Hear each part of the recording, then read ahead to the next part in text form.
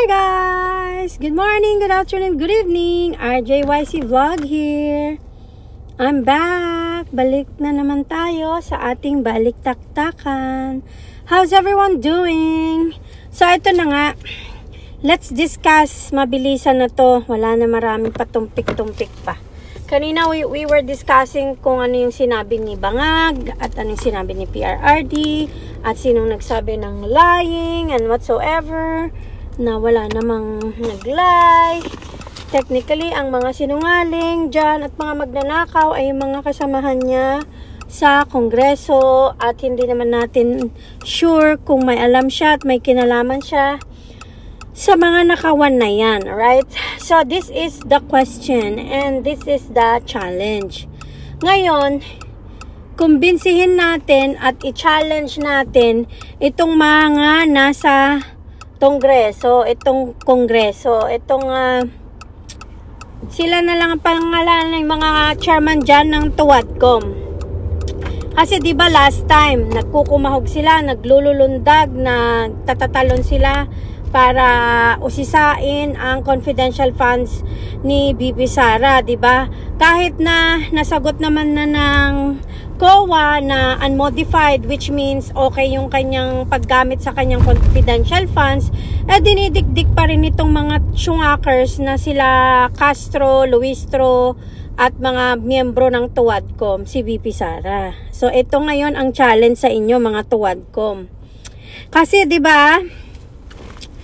Sabi nyo, pa-concern kayo na sabi nyo pa pera ng taong bayan yung iniimbestigahan nyo kuno dyan sa confidential funds ni BP Sara. So ngayon ito, this is a big deal kasi hindi lang to 125 or 69 million. Kasi technically 60 million something lang yata yung kailangang hanapan ng resibo dyan or whatsoever.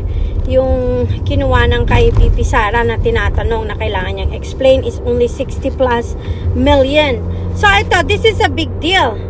Kasi kung itong mga Tuwadcom ay nagkukumahog at paulit-ulit na pumunta na nga sila sa desperadong way na ipakulong pa yung mga member ng Office of the Vice President na uwi pa sa depresyon ng isang matalinong attorney na si Attorney Lopez. O, diba? Dahil yan sa confidential funds ni BP Sara. Ngayon, we are challenging you, Tuwadcom, na magpahiring kayo ngayon. Magpahiring kayo dito sa anomalya sa budget, sa national budget ng Pilipinas. Dahil hindi lang to 125 or 69 million. Ang pinag-uusapan dito ay 6 trillion. 6 trillion, okay? Ganyang kalaki yung budget na yan na kailangan yung busisiin kung bakit nagkaroon ng anomalya na di umano ay may mga blanco yung inyong listahan sa BICAM. So, dapat yan ang we challenge this Tuwadcom, Barbers, ako, Paduano, Luistro, Castro, sino pa ba yung mga nandong mga hinayupak? Sa sobrang hindi relevant, hindi ko maalala yung kanilang mga pangalan. Si Fernandez, sino pa? Si Chihuahua, ayan. So, ayan, yung mga member ng si Hunghang. Hunghang ba pangalan nun? What's his name of this guy? Yung jowa ni Aiko Melendez. Tingnan mo nga, hindi ko maalala. Basta ang naalala ko kasi Hunghang Kuanghang, ano ba yan? Kong John, whatever. Yan yung mga kasama na yan. We challenge you na magpa-hearing kayo, magpa-Senate hearing kayo, bakit ganyan ang nangyari sa BICAM at bakit may pirma? Bakit madaming blanco dyan sa ginawa nyong budget, national budget ng 2025, tapos pinirmahan? pinirmahan nyo. Kung sino man yung mga pumirma dyan, kasama pa yung sa Senate.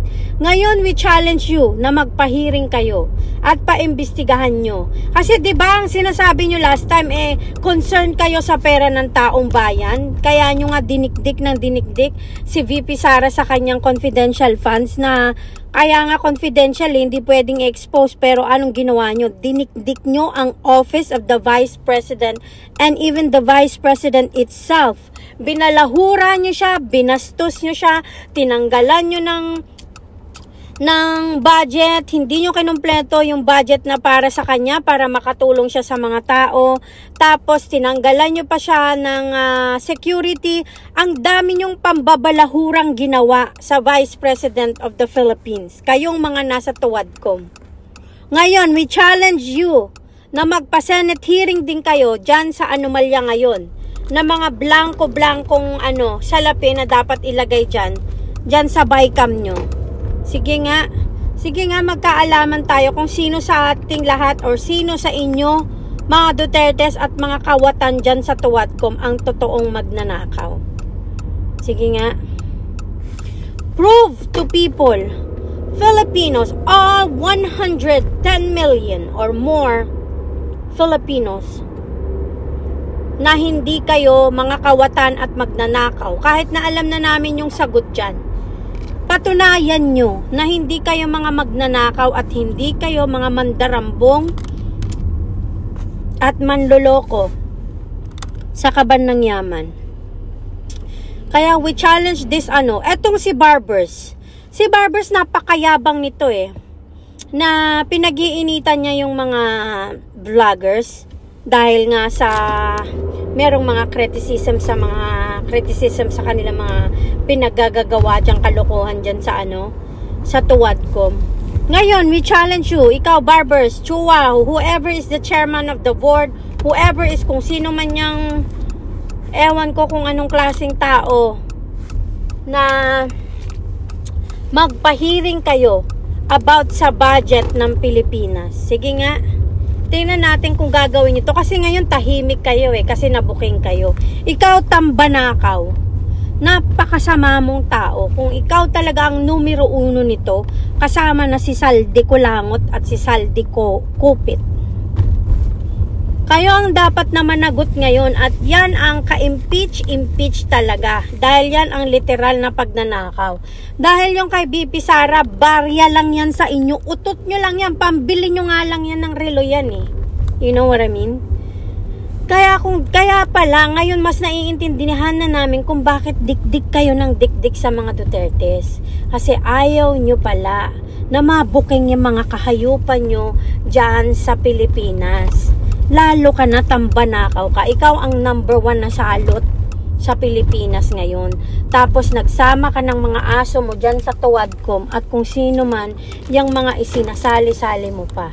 So I hope, we challenge you na magpahiring kayo at imbestigahan itong kalokohan nyo dyan sa national budget ng Pilipinas. Okay? We challenge you to do that. Dahil dyan magkakaalaman kung sino ang totoong nagsasabi ng katotohanan. Kung sino ang totoong nagsasabi ng katotohanan, kung sino ang magnanakaw at kung sino ang korap at kung sino ang gumagawa ng kalokohan dyan sa budget ng Pilipinas. So I hope these Tuwadcom members are gonna be paying attention to this this mess. Yung mga kalokohan nyo sa Pilipinas, yung mga pagnanakaw nyo sa Pilipinas, magkakaalaman tayo kung paano nyo lulusutan tong mga kalokohan nyo na nabuking sa inyo ni Congressman Ungab. Okay? Let's see if you're actually gonna do that. Anyways, I'll talk to you again later. Again, this is RJYC Vlog. Thank you, and thank you to all our new subscribers. Like, subscribe, comment, and share. Bye!